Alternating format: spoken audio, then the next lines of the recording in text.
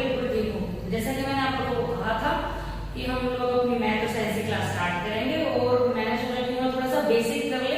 आज हम मैथ का कर लेते हैं, कल हम साइंस का कर लेंगे। तो बेटा बिल्कुल बेसिक स्टार्ट करते हैं। अगर आप 9th क्लास का मैथ करोगे तो बिल्कुल जो स्टार्टिंग चैप्टर वो आपका रैशनल नंबर उठ गया। अब रैशनल नंबर को करने से पहले थोड़ा बहुत हमें कुछ नंबर्स के बारे में पता होना चाहिए कि भाई कैसा नंबर है, क्या नंबर है, कौन से नंबर कैसे होते हैं। तो मैंने आपको जैसे बोर्ड पर दिखाई देता हुआ पूरा आपका पूरा फ्लो चार्ट तैयार कर रखा है कि हमारे पास कौन कौन से नंबर होते हैं। Now let's start. अब आप लोगों को जो करना है वो सिर्फ इतना करना है, आपको चैनल को सब्सक्राइब करना है और जितना हो सके आपको इस वीडियो को शेयर करना है।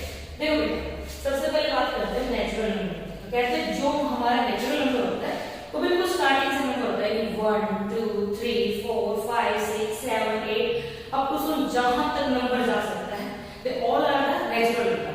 जो इसमें याद रखने वाली बात है वो सिर्फ इतनी है कि नेचुरल नंबर आपका 1 से स्टार्ट होगा, 0 से स्टार्ट नहीं होगा। सेकंड थिंग इज आपके पास है होल नंबर।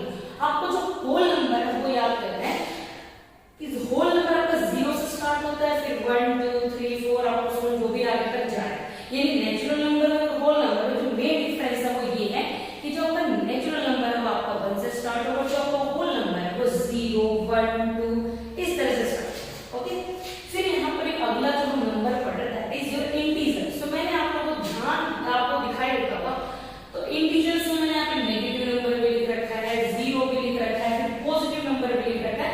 यहाँ से एक बात तो बिल्कुल क्लियर हो गई, वो ये कि हमारे इंटीजर पॉजिटिव भी होते हैं और हमारे इंटीजर नेगेटिव भी होते हैं। यानी integer is also like a number ही होते हैं, कुछ अलग से चीजें नहीं होती, but they are negative and positive also.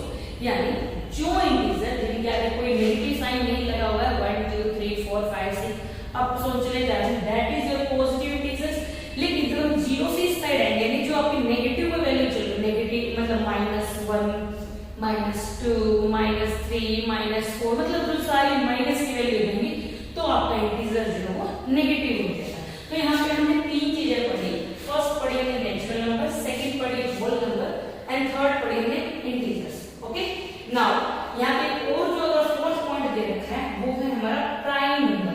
बेटा देखो दो बातें याद रखो, एक प्राइम नंबर, दूसरा कंपोजिट नंबर।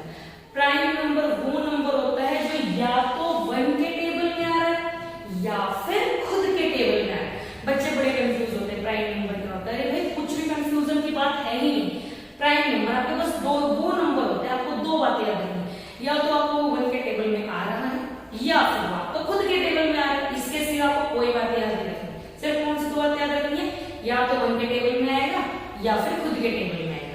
अब जो 1 और 2 के टेबल में नहीं आएंगे मतलब 1 और खुद के टेबल में जो आ तो रही है बाकी और भी बाकियों के टेबल में आ रहे हैं, लाइक 2 के टेबल में भी आ रहे हैं, 3 के टेबल में भी आ रहे हैं, 4 के टेबल मतलब अदर्स के टेबल में भी आ रहे हैं, वो आपका कंपोजिट नंबर है। ठीक है, तो सबसे छोटा प्राइम नंबर जो होता है 1 नहीं होता, सबसे छोटा प्राइम नंबर 2 होता है, क्योंकि 2 आपका 1 के टेबल में आता हो या फिर खुद के टेबल में आता है।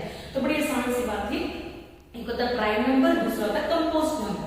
प्राइम नंबर आपका वो नंबर होता है जो या तो 1 के टेबल में आएगा या फिर खुद के टेबल में आएगा, और कंपोजिट नंबर आपके वो नंबर होते हैं जो बाकियों के टेबल में भी आते हैं। तो हमने एक वर्ड पढ़ा था, आपको याद होगा शायद, हमने 6th में पढ़ा है, 7th में पढ़ा है, फैक्टर। तो जब जिसका फैक्टर 1 या वो नंबर खुद हो तो प्राइम नंबर, और जिसका फैक्टर अदर्स भी हो यानी अदर्स के टेबल में भी आता है that is your composite number. तो यहाँ पे हमने जो डिफरेंशिएट किया वो प्राइम नंबर कंपोजिट नंबर हो गया। देन बेटा नेक्स्ट है आपका रैशनल नंबर। बड़ा आसान सा बात होती है, रैशनल नंबर वो नंबर्स होते हैं जिनको हम p/q के फॉर्म में लिखते हैं, यानी आपको हमसे बटे के फॉर्म में लिखेंगे p/q।